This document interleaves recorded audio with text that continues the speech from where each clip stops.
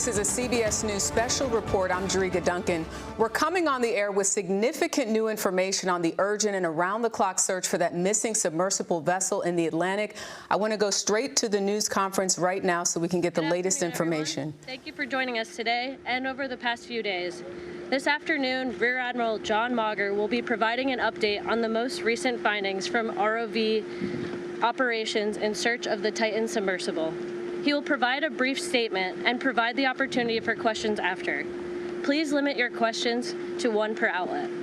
Following the briefing, the Joint Information Center staff and I will be here to help you with any of your further needs. May I now please introduce Rear Admiral John Mauger.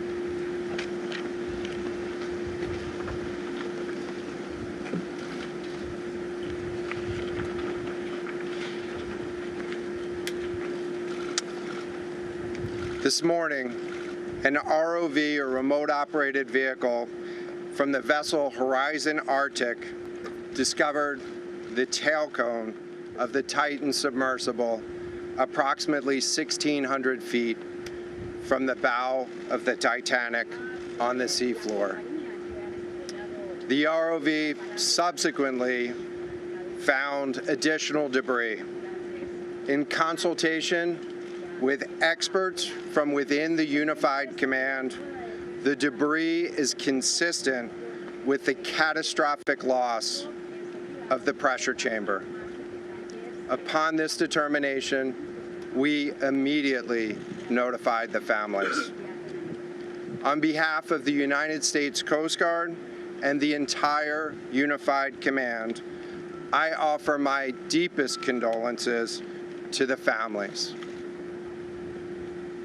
I can only imagine what this has been like for them, and I hope that this discovery provides some solace during this difficult time.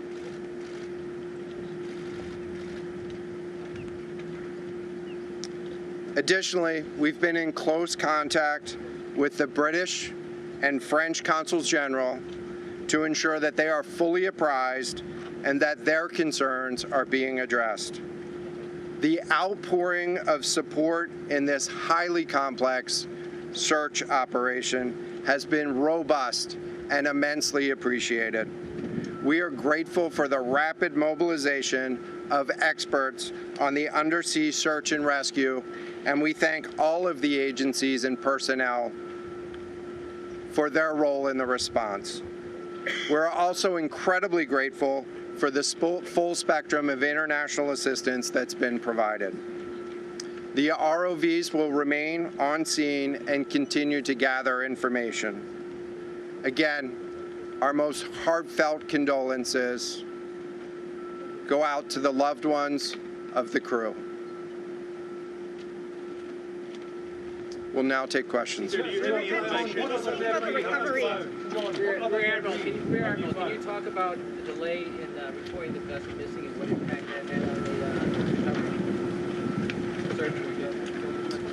This was a incredibly complex case, and we're still working to develop the details for the timeline involved with this casualty and the response. And so we'll provide that information. The recovery of the body. James Matthews from Sky News. John, what other debris have you found? And have you found any trace of those who were on it? So this is an incredibly complex operating environment on the seafloor, over 2 miles beneath the surface. And so the remote operating vehicle has been searching, and it is highly capable. And we've been able to classify parts of the pressure chamber for the Titan submersible. Let me refer to one of my undersea experts here, Mr. Paul Hankin, to talk about the nature of some of the debris.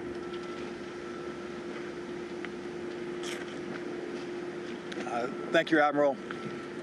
So essentially, we found 5 different major pieces of debris that told us that it was the remains of the Titan. The initial thing we found was the nose cone, which was outside of the pressure hull. We then found a large debris field. Within that large debris field, we found the front end bell of the pressure hull. That was the first indication that there was a catastrophic event. Shortly thereafter, we found a second smaller debris field. Within that debris field, we found the other end of the pressure hull, the aft end bell, which was basically comprised of the totality of that pressure vessel. We continue to map the debris field, and as the Admiral said, we will do the best we can to fully map out what's down there. Thanks, Paul. Yes, sir. Go ahead. It's a very difficult question to ask, but it will be an important one for the families, of course. What are the prospects of recovering the bodies of the missing? So the questions was related. I'm restating the question from the standpoint of sometimes it's hard to hear the question here. What are the prospects for recovering crew members?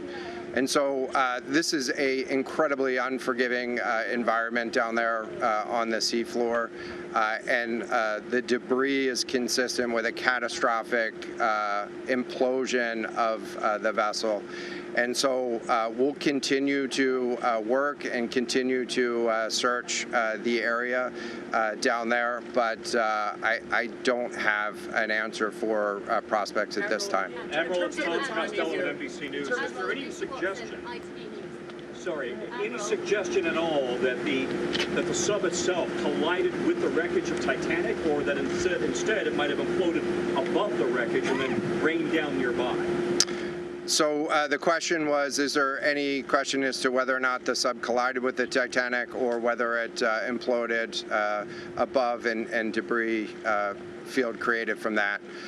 So the location of the Titan submersible was in an area that was approximately 1,600 feet from the wreck of the Titanic.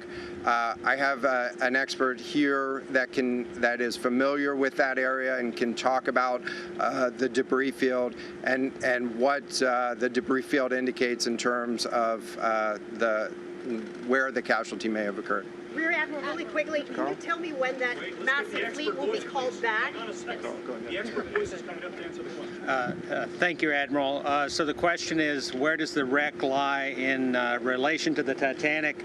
I didn't hear the Admiral's answer. I think 1,600 feet. Was that correct, Admiral? Yep, you got it. So that's off the bow of Titanic. It's in an area where there is not any debris of Titanic. It is a smooth bottom. To my knowledge and anything I've seen, there's no Titanic wreckage in that area. And again, 200 plus meters from the bow, and consistent with the location of last communication for an implosion in the water column. And the size of the debris field is consistent with that implosion in the water column. Thanks. What would cause the implosion? In terms of the timing here, you say that this was a catastrophic implosion. And I know it's early on, but is it your estimation that this happened right at the moment when they lost contact, an hour and 45 minutes after the descent? So the question was about the timing of the catastrophic implosion. Right now, it is too early to tell with that. We know that as we've been prosecuting this search over the course of the last 72 hours and beyond, that we've had sonar buoys in the water nearly continuously and have not detected any catastrophic events when those sonar buoys have been in the water. So. Can you describe what happens from here, sir, in the next days and weeks in terms of finding any more debris? What happens from here? So we will, the question was what happens from here, what's the next phase? And so right now, again, our thoughts are with the families and making sure that they have an understanding as best as we can provide of what happened and begin to find some closure. In terms of the large process, we're going to continue to investigate the site of the debris field. And then I know that there's also a lot of questions about how, why, and when did this happen. And so, you know, those are questions that we will collect as much information as we can on now, while the governments are meeting and discussing, you know, what an investigation of this nature of a casualty might look like. This is something that happened, I'll just remind everybody, this is something that happened in a remote portion of the ocean with people from, you know, several different countries around the world. And so it is a complex case to work through, but I'm confident that those questions will begin to get answered. In the UK, is there any suggestion that time factors, speed, anything could have prevented this or saved 5 people on board, or is this quite simply a catastrophic accident? The question was there any suggestion that time factors may have played a role or a consideration in the casualty here? And so the debris field is consistent with a catastrophic implosion of the vessel. Again, while we were prosecuting the search, we had listening devices in the water throughout and did not hear any signs of catastrophic failure from those. And so we're going to continue to investigate, or we're going to continue to document the information there and understand, based on all the information we have, the timeline. And you were listening to a news conference there with Rear Admiral John Mauger with the U.S. Coast Guard, confirming that those 5 people on that submersible have perished, saying that it was, quote, a catastrophic implosion. Also mentioning that the why, how, when did all of this happen is still unclear, but wanted to make sure the families of those 5 people you see on your screen right there were notified before they held this news conference. I want to go to Roxana Saberi, who is in Boston, has been there for several days covering this. A lot of people hoping for a miracle, but obviously as the hours went on, knowing about the supply of oxygen that they had and the fact that this was not a submersible that had been approved or certified by any regulatory body, many people had feared the worst. Roxana? Yeah, Jerika, as you mentioned, we just heard from the Coast Guard here in Boston. The Coast Guard has been overseeing and leading the search efforts, and Rear Admiral Mauger did say that a remote-operated vehicle that was deployed by the Canadian commercial vessel Horizon Arctic had found some debris about 1,600 feet from the bow of the Titanic on the sea floor, and he confirmed that this was consistent with the loss of the pressure chamber. He said it shows a catastrophic implosion of the Titan submersible that has been missing since Sunday morning. You know, as you said, people have been holding on to hope that perhaps the 5 passengers on board were still alive. We had heard reports of banging noises that were emitted every 30 minutes on Tuesday and Wednesday, but we had not heard any updates on that since Wednesday. So people were hoping that perhaps the passengers had survived, but now we are hearing that there were 5 pieces of debris that were found, and they were all belonging, they said, to the Titan submersible. So they are still investigating, trying to determine the timeline and what exactly happened. But again, they said everything points to a catastrophic implosion of the vessel. Jerika? That's right. And those remote-operated vehicles will remain on scene. I want to turn now to CBS News Sunday morning correspondent David Pogue. He joins us now. David, you went on board the Titan last year for a story about the sub and interviewed the CEO of OceanGate. Can you tell us your reaction to all of this? I mean, you were on this. I know you didn't get that far into it, but what an experience and a tragic ending. It's a complicated brew of emotions. I haven't completely processed the fact that Stockton Rush, the CEO, the designer of the sub, the pilot of the sub, is gone. I spent 9 intense days with him last year on the Horizon Arctic, the very ship that has just discovered the wreckage. And P.H. Nargeolet, one of the most dived Titanic experts in the world, these were amazing guys. These were adventurers. You know, these are not like me, or possibly you. They thrive on risk and danger and exploration. And it's hard to think that they're just gone like that. Yeah, we'll have much more, of course, later on. David Pogue, we thank you so much for your analysis.